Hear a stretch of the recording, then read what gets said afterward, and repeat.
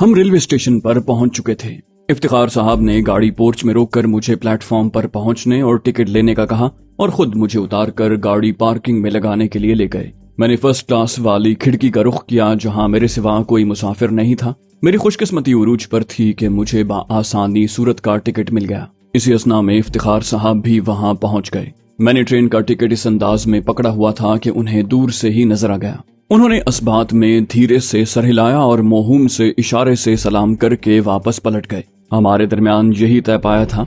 मेरे पास रस्मी अंदाज में रुखसत करने का मौका नहीं था। सुबह करीब थी और उन्हें पहले बेंटले को एक मुनासिब ठिकाने पर पहुंचाना था और उसके बाद बंगले की निगरानी करने वाले खुफिया के एजेंट या एजेंटों को गच्चा देकर अपनी रिहाइश गाह में दाखिल होना था। वो आज की तहलका खेज सरगर्मियों का मरकजी किरदार रहे थे। उसके बाद बेहद जरूरी था कि उनका दिन वाला ड्राइवर सुबह अपनी ड्यूटी पर पहुंचे तो इफ्तिखार साहब मामूल के मुताबिक उसके साथ काउंसिल खाने पहुंच सकें। मैंने आज उनकी जिन सलाहियतों का मुशाहिदा देखा था उनकी रोशनी में मुझे यकीन था कि उनके लिए ये कोई मुश्किल काम नहीं है। मगर गुज़श्ता 2-2.5 दिनों में जो कुछ रूनुमा हो चुका था उसके हवाले से मैं उनकी और उनके साथियों की सलामती की तरफ से फिक्रमंद जरूर था।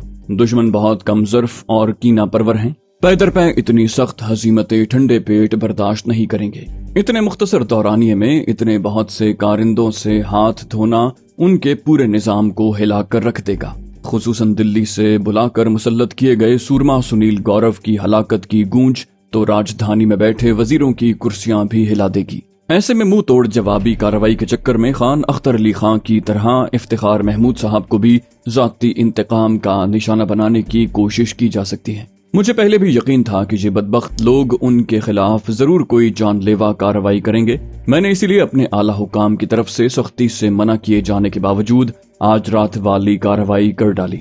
सुनील गौरव को जहन्नम रसीद करना तो वैसे भी मुझ पर कर्ज था। उसने खान साहब को जिस सफाकी का निशाना बनाया था उससे आगाह होने के बावजूद मैं उसे कैसे जिंदा छोड़ सकता था। नज़्म ज़ब्त की इस संगीन खिलाफ वर्जी का अब चाहे मुझे कोई भी खमियाजा भुगतना पड़े। सीधी बात यह है कि मेरा ज़मीर मुतमईन था। ज़ाब्तों के खिलाफ सही, मगर मैंने जो कुछ किया था अगर इदारा जाती पाबंदियों की वजह से न करता तो मेरा ज़मीर मुझे जिंदगी भर कचोके देता रहता। और अगर खुदा न खास्ता इफ्तिखार साहब को वाकई कुछ हो जाता तो मैं मरते दम तक अपने आप को मुआफ न कर पाता। लिहाजा मैं हर सजा के लिए ज़हनी तौर पर तैयार था।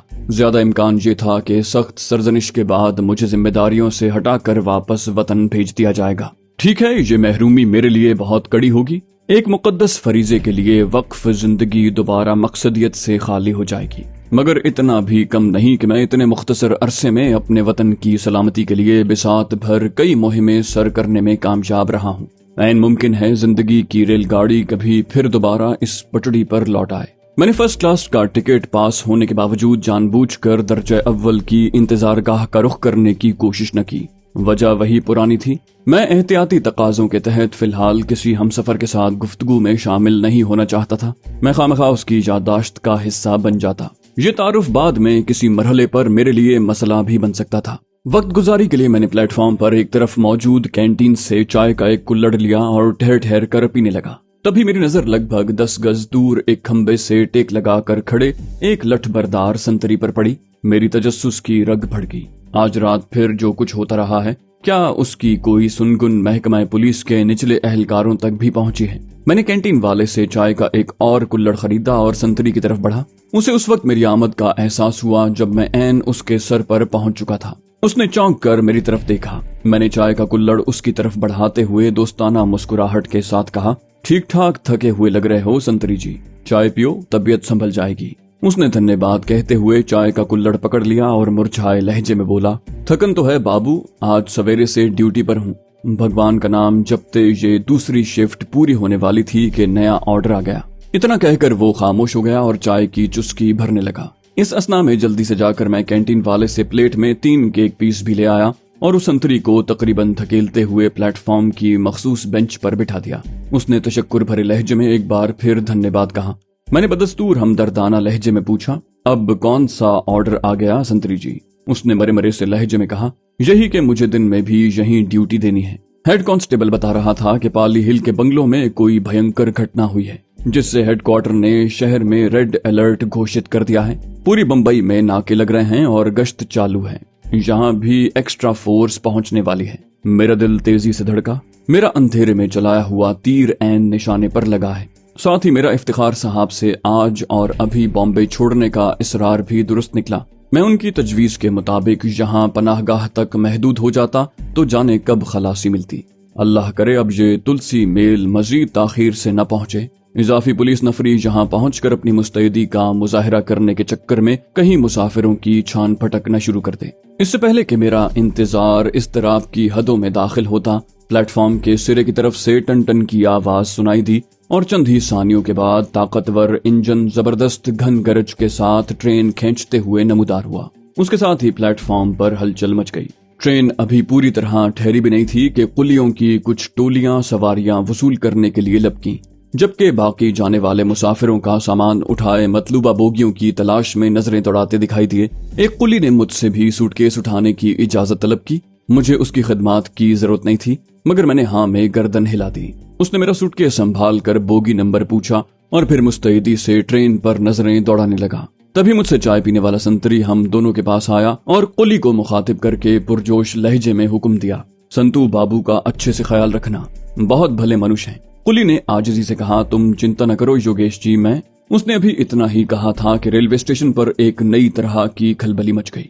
मैंने देखा कि मरकजी दरवाजे की तरफ से 7-8 मुसल्ला पुलिस वालों की एक टुकड़ी नमूदार हुई है और वो सब अपने हथियार थामे अलग अलग बोगियों की तरफ बढ़ रहे हैं। हमारे देखते ही देखते वो अलग अलग बोगियों के दरवाजों के सामने जमकर खड़े हो गए। ये नई पेशरफ्त देखकर मेरा दिल तेजी से धड़का।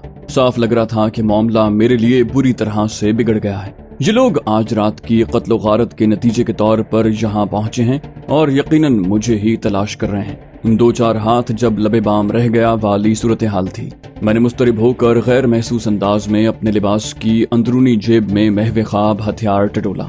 मुझे शिद्दत से एहसास हुआ कि मेरी हिफाजत का फर्ज निभाने वाला मेरा ये दोस्त ही अब मुझे फंसाने में मरकजी किरदार अदा करेगा। तलाशी में ये बरामद हो जाएगा और मुझे धर लिया जाएगा। ये विलायती हथियार पलक झपकने में मुझे खतरनाक मुजरिम साबित करने के लिए काफी है। तभी संतरी योगेश ने फातिहाना लहजे में मेरे कान में सरगोशी की।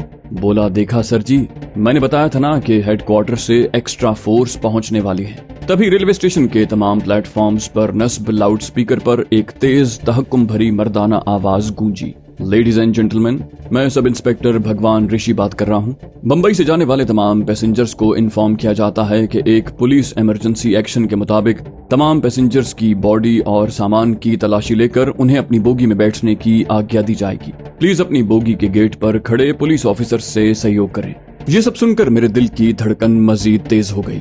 फंदा मेरी गर्दन के करीब होता जा रहा था। इससे पहले कि मेरे लिए फरार के तमाम रास्ते बंद हो जाएं, मुझे यहाँ से भाग निकलना चाहिए, चाहे इसके लिए मुझे 2-4 लाशें मजीद गिरानी पड़ जाएं। तब मैंने सब इंस्पेक्टर के ऐलान का आखिरी हिस्सा सुना। रेलवे स्टेशन पर पहले से ड्यूटी पर मौजूद पुलिस नफरी के लिए ऑर्डर है कि वो पैसेंजर्स की तलाशी में हाथ बटाएं। ये सुनकर मेरी नजरें बेइख्तियार योगेश की तरफ उठ गईं।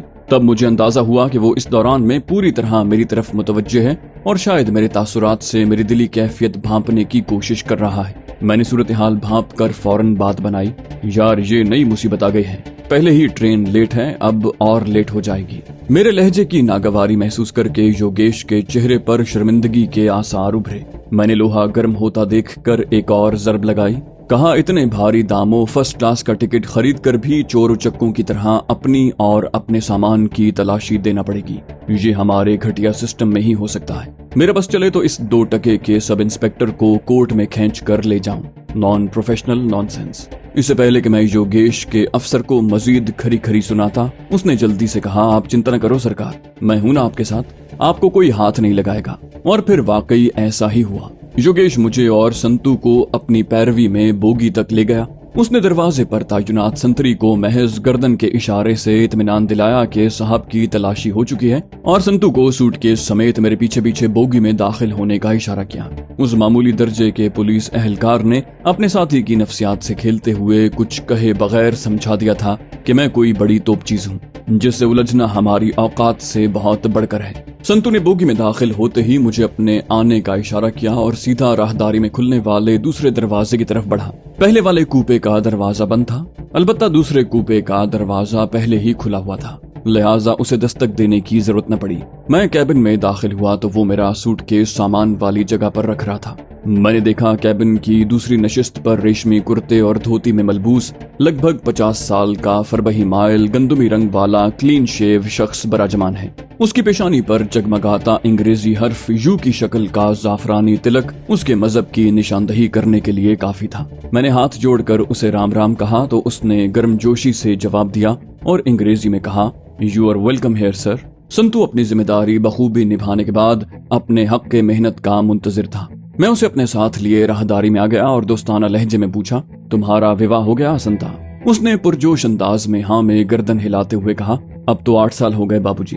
मैंने फौरन अगला सवाल किया, अच्छा कितने बालक हैं घर में? उसने आजिजी से लेकिन लहजे में प्यार भरते हुए कहा, सरकार 2 हैं। नितेश बड़ा है, 6 साल का होने वाला है। मालिनी पौने 3 साल की है। मैंने जेब से पहले 10 रुपया निकाल कर उसके हाथ में दिया, कहा इनमें से 5-5 रुपया दोनों बच्चों का। मैंने देखा उसकी आंखें जगमगाने लगी हैं और चेहरे पर यकलख्त गुलाब खिल उठे हैं। मैंने बिला तवक्कुफ मजीद 10-10 रुपए के 2 नोट उसकी हथेली पर टिका दिए।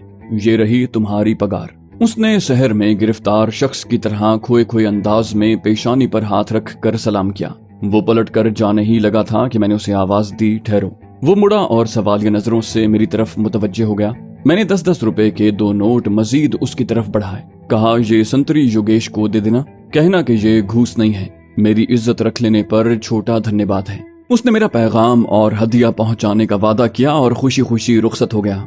मैं कैबिन में पहुंचकर अपनी बर्थ पर बैठा तो मुझे लगा कि मेरा हमसफर खासी गहरी नजरों से मेरा जायजा ले रहा है। वो ज्यादा देर खामोश न रह सका और अंग्रेजी ही में मुझसे मुखातिब हुआ, जनाब को नागवार न गुजरे तो मैं आपका नाम पूछ सकता हूँ? मैंने बावकार लहजे में कहा, नाचीज को राहुल कौशिक कहते हैं। मेरे वालिदैन देश के बंटवारे से भी 20 साल पहले करनाल से इंग्लैंड मुंतकिल हो गए थे। मेरा मुस्तकिल कयाम भी वही है, मगर मैं गुज़श्ता 1 माह से इंडिया में हूँ और अपने माता पिता के देश के दूर दराज गोशों की सयाहत के लिए निकला हुआ हूँ। गुजरात रियासत मेरी आखिरी सयाहती मंजिल है। मेरी बात सुनकर वो यकलख्त जोश में आ गया। बोला, अच्छा तो आप विलायत से देश घूमने आए हैं? बहुत खुशी हुई आपसे मिलकर राहुल जी। मैं अंकित पटेल हूँ। मेरा सूरत में केमिकल्स का छोटा सा बिजनेस है।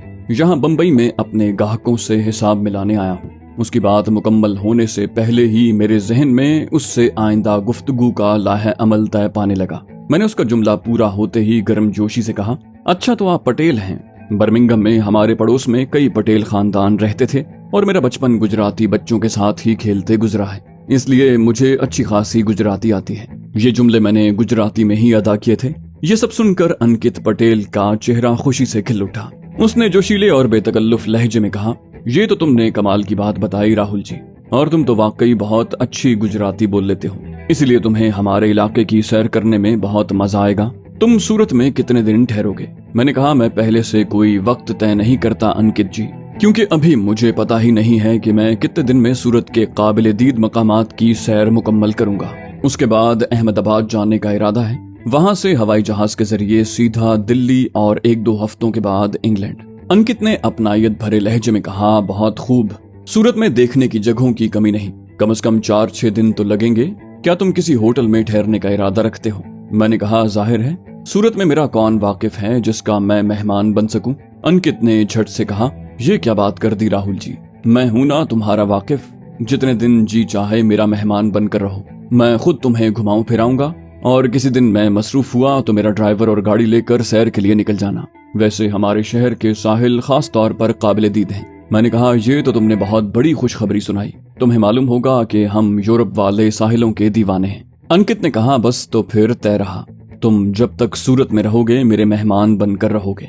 मैंने जवाब दिया, कहा, तुम्हारी पेशकश का बेहद शुक्रगुजार हूँ अंकित जी, मगर मेरी दरखास्त है कि मुझे होटल में ठहरने दो, मैं वहाँ ज्यादा आराम से रहूंगा। हाँ, मुझे घुमाने फिराने के लिए वाकई वक्त निकाल सकते हो तो मैं तुम्हारा ममनून हूँगा। अंकित ने कदरे तजब्जुब के साथ कहा, तुम मेरे घर ठहरते तो मुझे खुशी होती, मगर तुम्हारी मर्जी यही है तो मैं अपने करीबी दोस्त गौतम सिंघानी के ब्लू डायमंड होटल में तुम्हारे कयाम का बंदोबस्त करवा देता हूँ। वो मेरे घर से बहुत ज्यादा दूर नहीं है, हमारी मुलाकात होती रहेगी, फिक्र न करो। गौतम मुझसे भी बढ़कर तुम्हारा ख्याल करेगा। मैंने उसका शुक्रिया अदा किया। उससे इतनी देर की गुफ्तगू में ये पहली काम की बात सामने आई थी। मुझे क़याम के लिए ऐसी ही जगह दरकार थी जहां कोई मेरी शख्सियत और सरगर्मियों के बारे में सुनगुन लेने के लिए कोशा न हो। सूरत में क़याम के दौरान में मेरे लिए सबसे अहम बात यह थी कि कोई मेरी तरफ से शुकूक व शुबहात में मुब्तला न हो। गुजराती जबान में मेरी महारत का नतीजा मेरे अंदाजे से कहीं ज्यादा कारआमद निकला।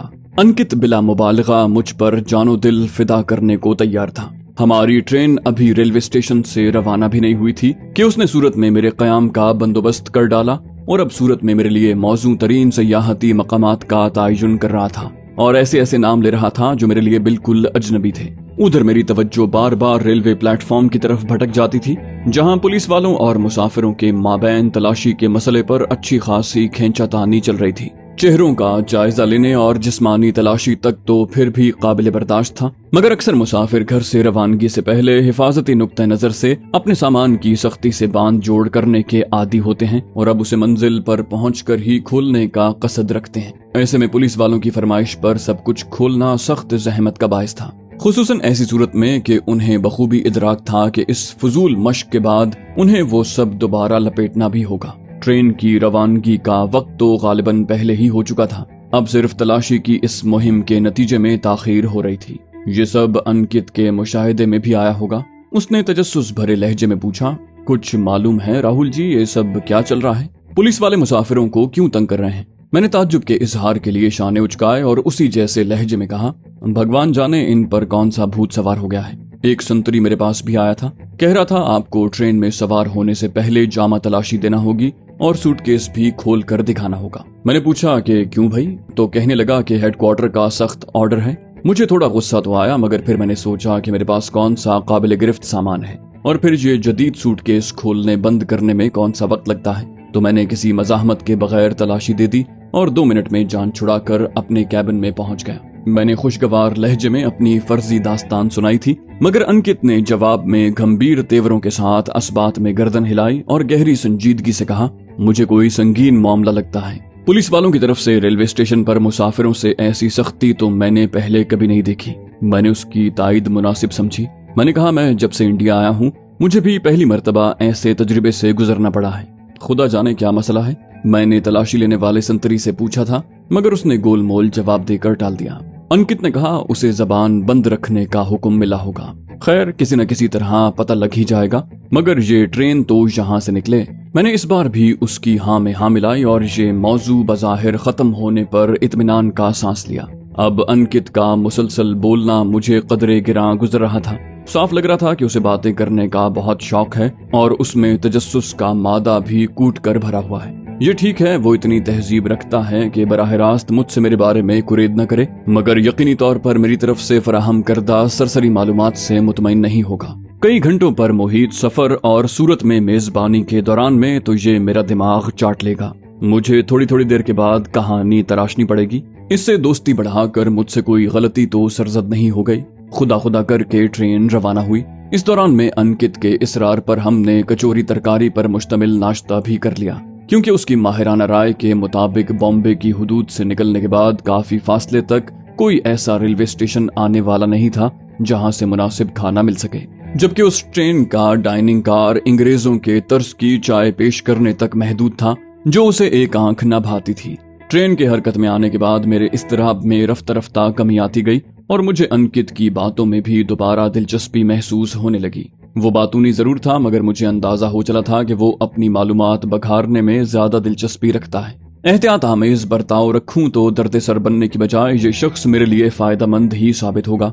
वैसे भी ट्रेन चलने के बाद से इसकी तमाम तर तवज्जो उन इलाकों के बारे में बातें करने पर मरकूज थी जहां से हम गुजर रहे थे। उसने बताया कि हम कोई 2.5-3 घंटे के बाद महाराष्ट्र की हद से निकलकर गुजरात की हुदूद में दाखिल हो जाएंगे और फुलगर कस्बा उस रूट पर महाराष्ट्र का आखिरी रेलवे स्टॉप और निस्बतन बड़ा स्टेशन है। मैंने उसकी बातों में अपनी दिलचस्पी जाहिर करने के लिए फरमाइश की कि दोनों रियासतों की सरहद आए तो मुझे बता देना। ट्रेन अब खासी अच्छी रफ्तार से बढ़ रही थी। ट्रेन के दोनों तरफ सब्जा और इक्का दुक्का छोटी बड़ी कच्ची पक्की आबादियां चल रही थी। मुझे बाहर के मनाजिर की तरफ मुतवज्जे पाकर अंकित ने बताया कि हमारी खिड़की वाली समत पर समंदर मुसलसल हमारे साथ चल रहा है। बंबई से सूरत तक रेलवे लाइन का समंदर से फासला कभी कम और कभी ज्यादा होता रहेगा और कहीं कहीं हमारी ट्रेन ऐसी जगहों से भी गुजरेगी कि समंदर सामने होगा। अंकित के बताने के मुताबिक हमें बॉम्बे की हुदूद से निकलने में ही 1.5-2 घंटे लग गए और ट्रेन कई छोटे स्टेशनों पर ठहरी।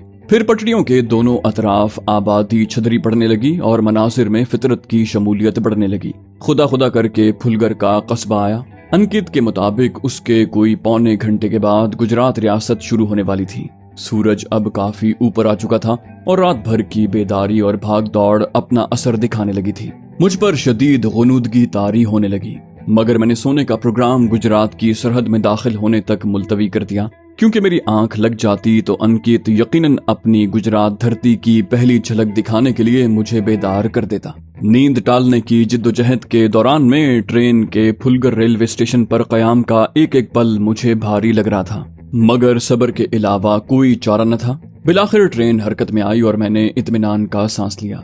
अब 40-45 मिनट की बात है, फिर मैं सुकून की नींद सो सकूंगा।